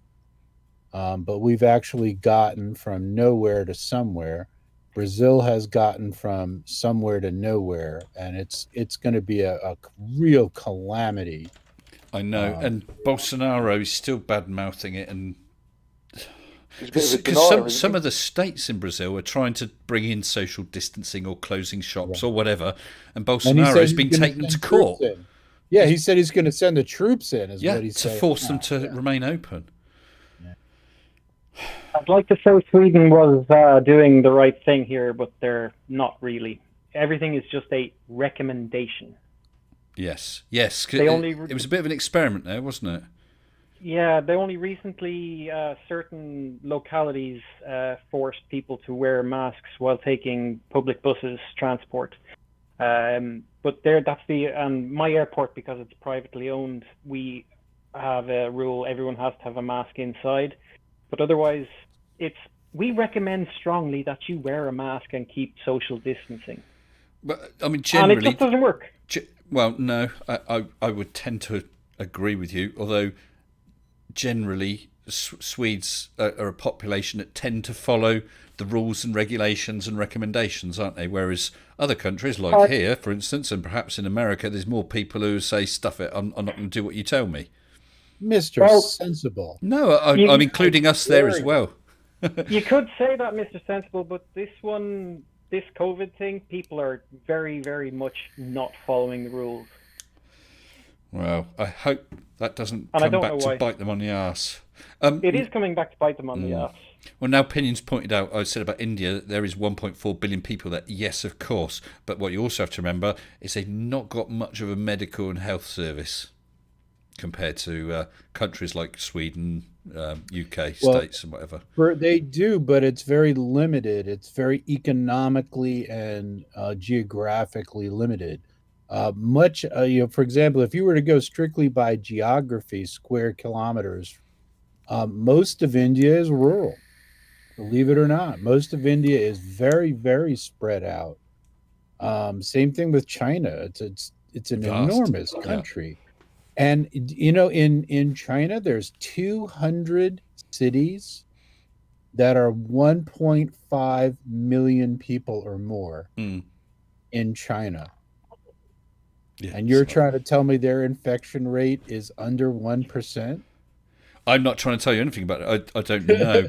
I meant the parenthetical you. I mean, again, without getting political and advantages, disadvantages, rights and wrongs, there is an advantage with the amount of control they've got in that if they decided, for instance, hey, we're going to force everyone to be locked down, or hey, we're going to force everyone to have a jab or whatever, they can just do it.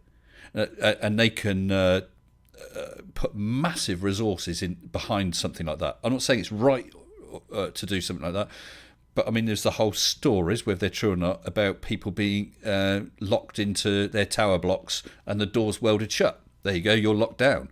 I don't know if that's true or not, but they could get away with something like that in a country such as China, communist with very dictatorial and complete control of the press and so on. Which you couldn't do that here, for instance, even if you wanted to. North Korea has basically shut their borders completely to everybody, including China. Yeah. North Korea and China aren't all that different. No. Except that North Korea is quite frankly a basket case, isn't it? If they get it in there, I mean, I understand that some of their medical stuff isn't that bad, but when they're in a position where they can't even feed their own people, and that there's a good chance a large proportion of them are malnourished, that doesn't bode well if it starts spreading there, or if it hasn't yet, if it starts spreading there. Well, we're the wealthiest country in the world, and we have an enormous poverty problem. Certainly, our health care is peculiar, shall we say. Of the 33 highly developed countries in the world, 32 of them have figured out universal health care. Yeah. We are the standout. Mexico has universal health care, and we do not. I mean, if you have the money, you can get all the medical treatment you could possibly desire, and then some in America. I mean, there's no doubt Brazil about it. Too. Yeah. Brazil too. And China. The biggest difference is if Mr. Kim says wear a mask, you bet your ass everyone will wear a mask in North Korea. And that is a big difference with other countries. Yeah, I would. You what? When you have the power, you get to control the population, and Yeah. you can really shut things down properly. But when you have free population who have the freedom to protest and everything like that, you're always going to get idiots out there going and being super spreaders. But I think And we that should has be been clear proved. to any flat earthers or anti-vaxxers who may happen to be watching, we are not advocating communist dictatorial control of our countries. We're just pointing out the fact that if you're in that position, you do have control. You can enforce whatever you want to squash the disease. I mean, whatever the rights and wrongs, whether it was released from a lab or not, there was Wuhan. They locked down, they controlled it, and they got rid of it pretty much. Damn quickly. I was just going to say that. Look what happened where it first started. They locked down the entire area so people couldn't get out. Unfortunately, people got out before they put on the full lockdown. Yeah. Well, I think the cat's kind of out of the bag now. There's no sense. We're actually having a terrible problem in America now with people blaming Asia, sort of an Asian-looking people, blaming them for the proliferation of the virus. And that's a sad thing. It's terrible, isn't it? A big thank you, Chris Kelly. Thank you very much. Just became a sensible supporter. Appreciate that, my friend. Thank you. Awesome. Yeah, I mean, you're right, Mitch. whatever the rights and wrongs are with China, the fact that someone in America happens to be Chinese or just generally Asian looking, it's not their fault. It's nothing to do with them. They've The virus doesn't care what your race is. no, not at all. It just cares that you're a human or an animal that it can take over. And that you can spread it to one or more other people. Yeah, procreation, isn't that the point of all life? I certainly hope so. Well, that's where it gets interesting. You must have heard that a virus is not technically alive. I did see a YouTube video some time ago about that because I didn't really understand why. How can you say it's not alive? It does not meet the 4 qualifications for something to be alive. It relies on those cells to reproduce, doesn't it? It actually doesn't meet any of the 4, which is really quite interesting. Sorry, the Turtle Moves just said, how can the wing be full of fuel? Where do they put the chemtrail fluid? First class? I've never been in first class. Does it exist, or is it just full of chemtrail fluid? Go figure. They put the it exists. Oh, well. The chemtrail fluid is kept in hold number 4, and the pilots have a secret switch under their seat. You know, and there are But don't tell YouTubers out anybody. there who've done some great videos of like flying first class on Singapore Air from like Honolulu to Tokyo, and like flying in like that super duper first class where you get your own little room and some 3 teenage Filipino naked girls come and massage you in the night. It's like, and then you realize it's like it's $14,000. I know. Well, my daughter and my eldest daughter and her now husband, his parents did an awful lot of travelling with their work, and so he saves up his air miles. And as a gift to them, because they were living in Australia, on a trip from here to Australia, he gave them the air miles for first class flights. That's something special. So Heathrow straight into the first class lounge and all that. Oh, wonderful. I would love to experience that. But Mitch, one time, after I'd been to my one trip to the States to Arizona, and I was telling Mrs. Sensible, we just thought, well, let's just have a look how much, because I'd love to go back again, how much flights would be. Oh, crumbs, that's actually not that. I wonder how much first class would be. And for us, at the time, it was £25,000. Okay, that's not happening. But you're right. It's not just a bit more expensive, is it? You get a Rolex for that. Yeah, it's out of the ballpark, isn't it? It's incredible. Well, I mean, you're paying for all that space that isn't being used by public economy cattle class passengers. You're paying not to have to mix with economy cattle class passengers. You're paying one person for the space of 11 or 12 coach passengers. Is it as much as that? Yeah. It is. Oh, it is. I've seen the seats. I've been on the aircraft and seen the seats. I mean, it's ridiculous. Well, we were stupid. It was actually 3 years ago. We went to the Maldives, which is wonderful. We flew from Heathrow to Dubai, arriving there at about 2:30, 3 in the morning, and then Dubai onto Maldives. When we got onto that second flight, there were only about 4 people on the plane, and so we just stretched out across a number of seats. I actually threaded myself through the arms of the seats, but didn't even think, why don't we ask, can we go up to business or first class? Don't worry about the champagne or anything, just to have a comfy seat. Didn't think of it. Stupid. I'll do that next time. Sometimes they'll do a gratuitous upgrade if you ask, but most of the time, especially the longer flights, there's all sorts of champagne and food, and they can't not give it to you. That's not an option. Yeah, although if it came to it, I'd actually say, look, I don't want, because I don't drink anyway. I don't want the champagne. Don't want this. Don't want that. I'll have the cattle class food. That's fine. But can I just have a big comfy chair, stretch out a bit? That would be nice. Well, you know, always ask, but I can tell you that generally speaking, the flight attendants, they really can't change your seat assignment. Yeah, but like I said, there were literally 4 of us on the plane, four Once passengers. the plane is in the air, the rules change. In right? what way? What way? That's very true. On takeoff and landing, you have to be in your assigned seat. Oh, I because see. If Yeah. anything happens, they have to know where the bodies are going to be. Yeah, absolutely. But during the flight, you can sit wherever the feck you want, as long as it's not full. And if there's not other people in the first class area, and like as you said, you're 4 people on a flight. If you're nice to the stewardess, they won't say no. No. We were just so tired, as you can imagine, that it didn't even cross our minds. So meanwhile, on one of these flights that I was on, it was during the premiere of Star Wars episode, which was the last one, I guess, episode 3, the final of the original ones. Whatever, yeah. That'd be 6. No. Oh, 3. Episode, episode 9, of the last ones, Gotcha. episode 9. And there was a promotional pack, right? When you go first class, they give you a little pack. And it usually comes in a little bag. I don't happen to have one handy. They're all upstairs. But you get a little bag, about the size of a tissue box. And it's got a zipper on it. And it's made of like pleather or whatever.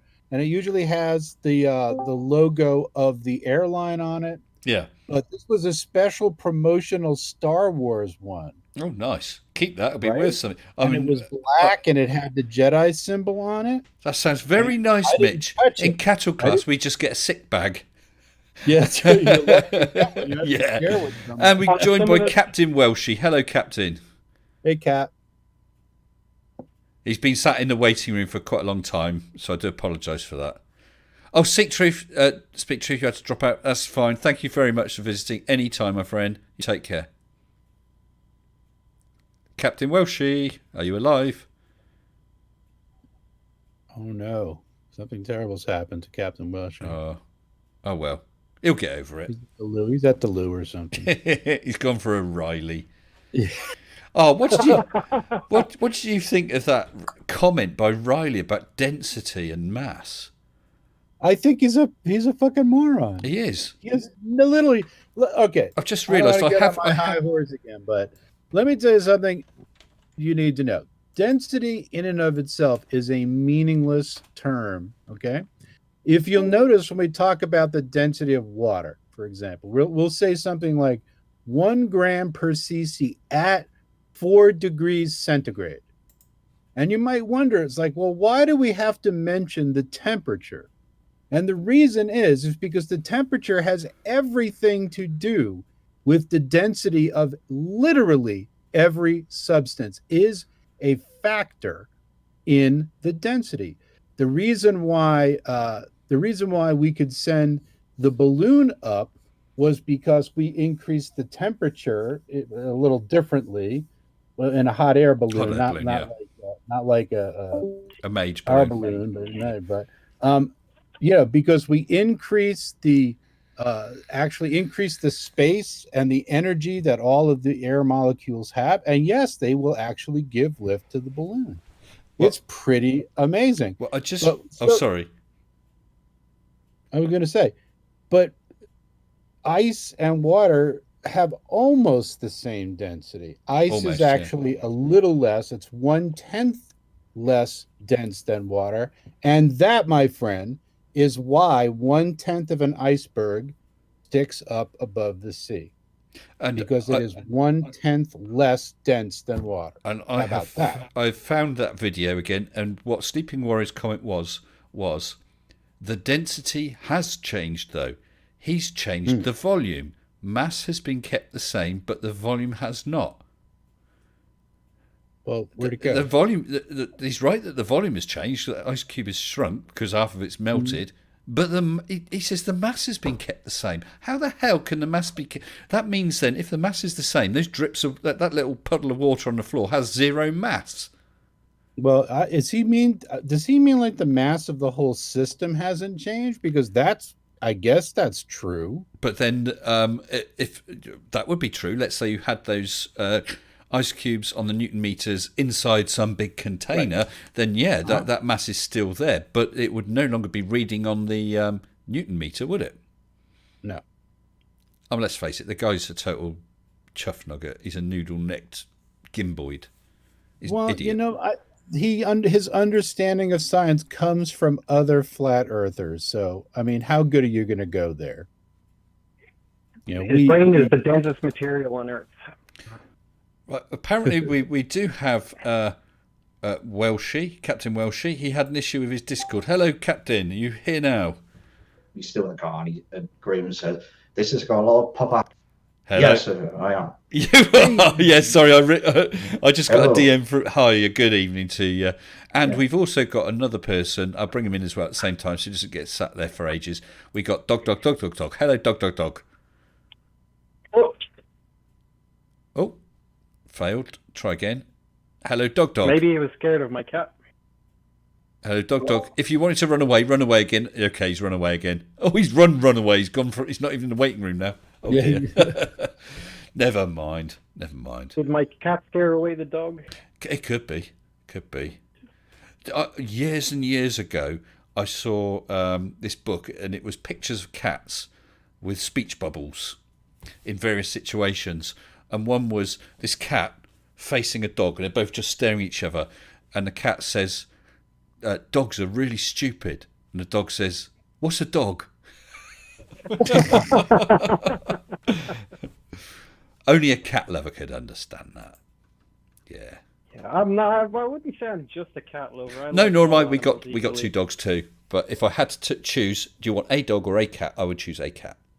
I'd choose a cat because I've got a little bit of a phobia of dogs. Got bitten on the nose by one when I was younger, but dogs are pretty cool though. Sometimes I've had quite a few interactions with some really cool dogs that my friends own. I have the same problem with ostriches, Mr. S. What's that? I was when I was about 4 years old. I went to the Bronx Zoo with my father and his cousin. Yeah. And I had there's a chain link fence around the ostrich enclosure, and I was kind of had my face pushed up against the fence and my fingers in, kind of holding myself up against the fence. Yeah. And that goddamn ostrich went right after my finger. Oh dear. Man, was I pissed off. Yeah. I was very, very upset at the ostrich. Never mind. I not what are these other ones? Not cassowaries. The quite small ones, perhaps about 2 foot tall. Are they cassowaries are quite big, aren't they? Like emus. You got your emus. You got your cassowaries. Cassowaries are smaller. Emus are smaller than ostriches. But how small is a cassowary? You know, ooh, a good-sized goose. Oh, maybe it was them then, because I went to one place and they had quite a lot of those. They were behind a fence, but they were really friendly, and they came up and they were quite gentle. I like them. I thought they were cassowaries. Ostriches are not gentle. No.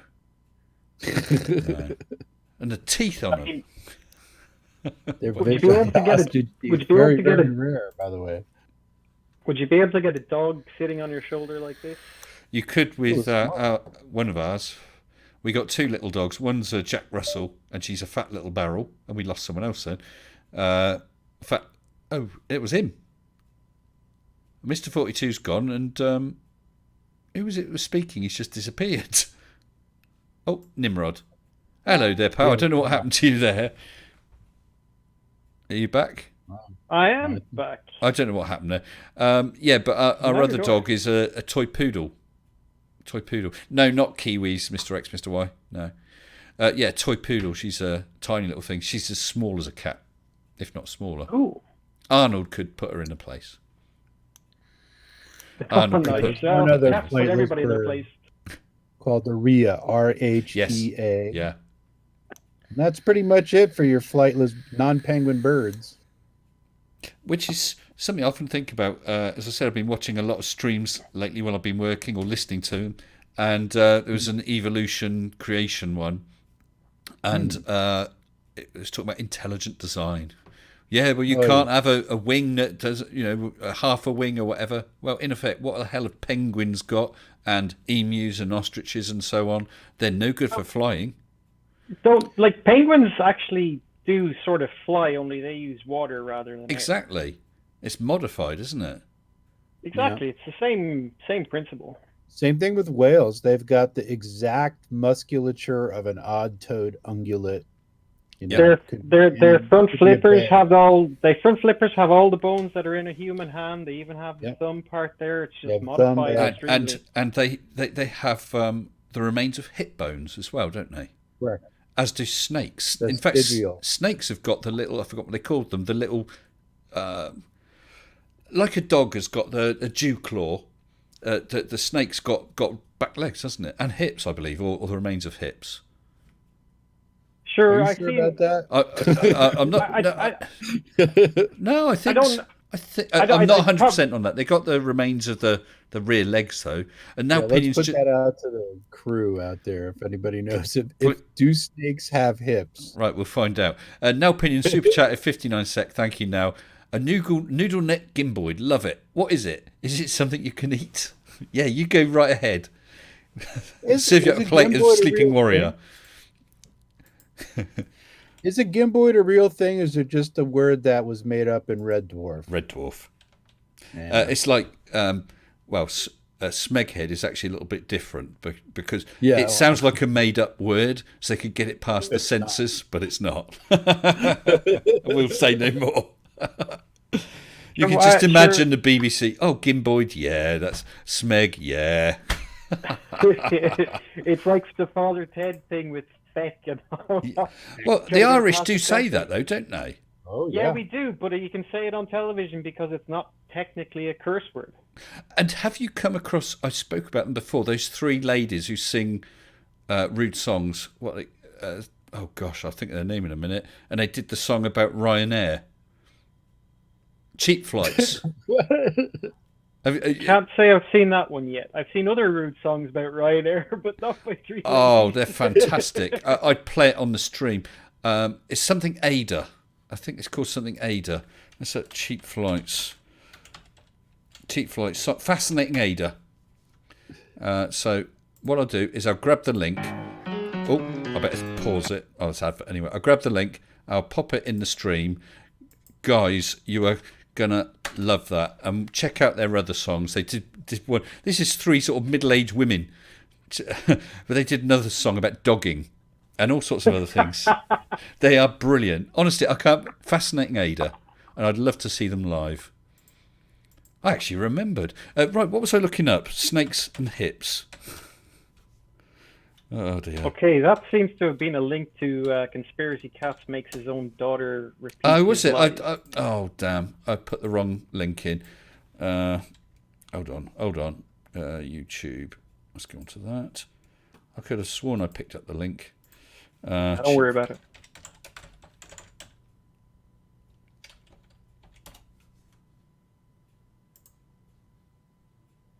Oh, I think it didn't fully load the page. Right, I got it now anyway. Right, she was just about to sing. So try that one and watch it at your leisure. No, it's done the same link again, hasn't it? That's weird. I'll copy it using the mouse, so ignore that.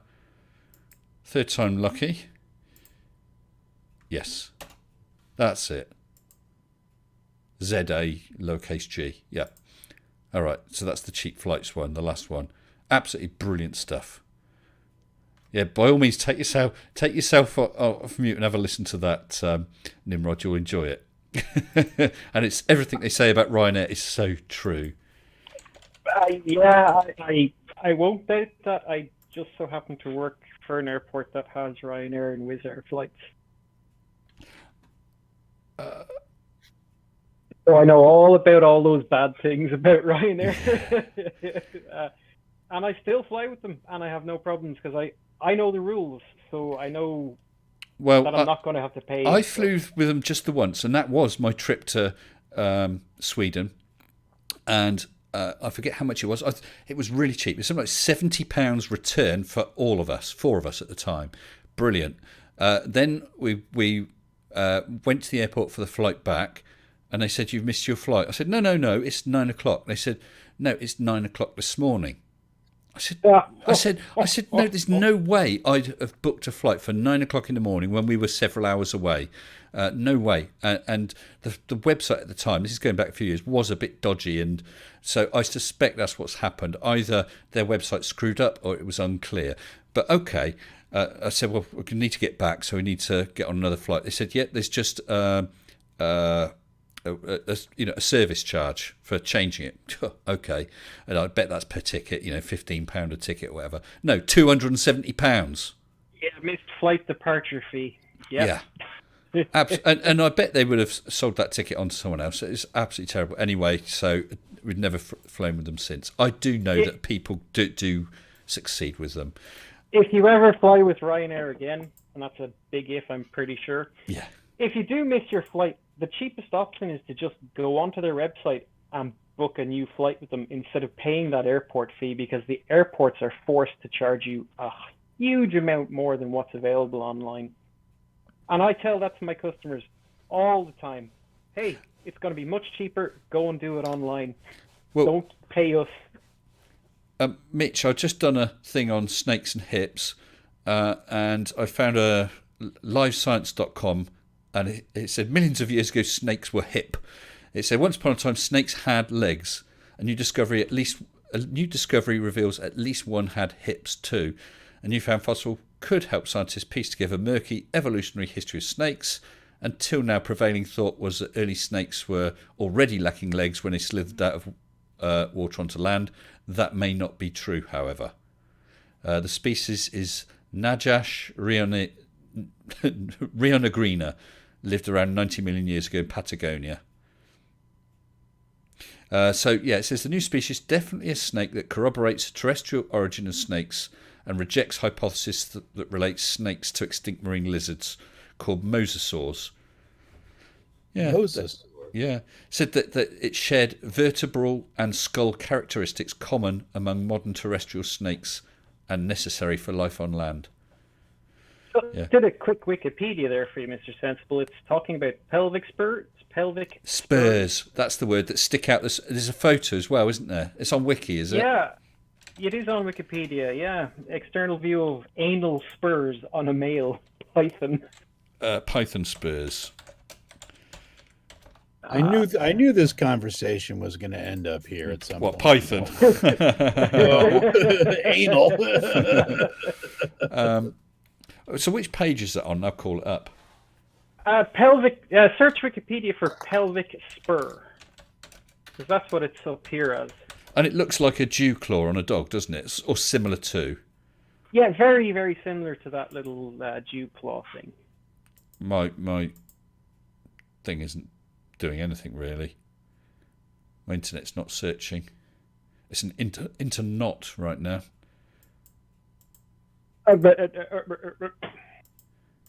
That's weird. It looks so.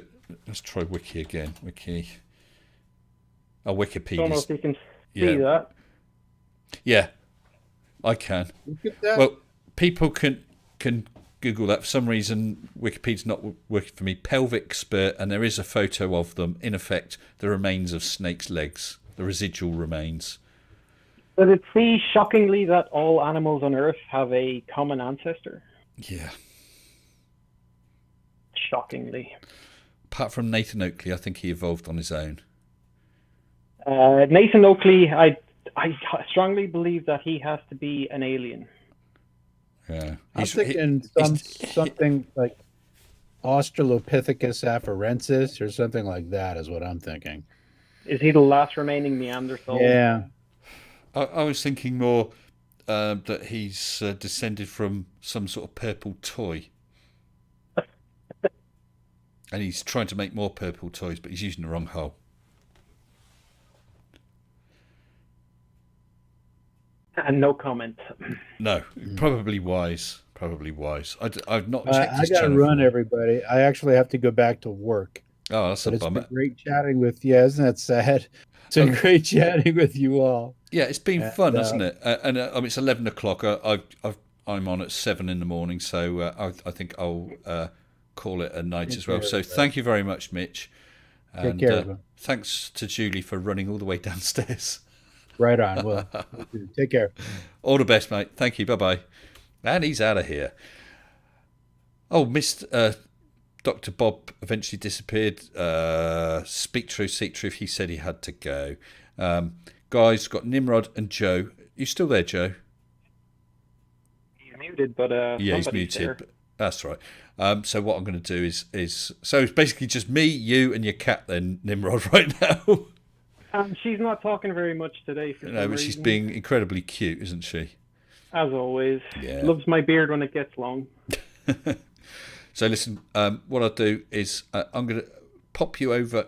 I'll pop Joe over there now into the live waiting room. I'll pop you into the live waiting room, Nimrod, and I'll pop in a Fair minute enough. to say goodbye to you and your cat. All right. So thank you for joining us. I hope you enjoyed it. Thank you very much, sir. Very welcome. As always. Very welcome. Well, Conon's still in there, so have a quick chat with him. I'll be there in a minute. Okay, well, guys, thank you very much. I will just double check because I don't want to miss any super chats. No, the last one was now, so thank you now. Thank you very much for joining me. I hope you enjoyed it. I did. I hope we got some more stuff cleared up about that whole copyright thing. Hopefully it's all going to go quiet and that's it now. I'd rather that. Next update on the cheese, I don't know. I don't know when we'll update. It's going to go on time. We're April now. Maybe late summer when it's ripe. Who knows? Who knows indeed. And the other thing was... Oh, that was just that Shields versus Shields thing. Well, guys, as I said, if you're on Twitter or Facebook, please shill out the channel. I'd appreciate it. If you have ideas for videos for me to debunk, you can either email me, links in the description, or jump on my Discord and either DM me or drop a link to a video in the... what is it called? I can't see the room now. Debunk suggestions room. Okay, I'll have a look at that and hopefully find some stuff for me to do. That's always great fun. Right, so let's get that queued up. And I'm going to say thank you very much for joining me. It's been a pleasure. I appreciate your super chats, your comments. The new sensible members, I've forgotten the name. It's disappeared off the screen now. I wonder if I can quickly say that because I do appreciate that. That was now Chris Kelling. Thank you, Chris. I appreciate that. And Gary Y. Benga, you still what's this? You still have to debunk my video. Your video didn't actually debunk it. I suggest you watch it again, Gary. Okay. And actually, Gary, if you want to contact me, then I'll happily talk about it. Okay. We can talk in private if you wish. Or you can try and debunk my debunk. And I'll debunk that. Anyway, thank you very much. Appreciate you all. Take care. See you soon. Stay sensible. I missed the button. Go.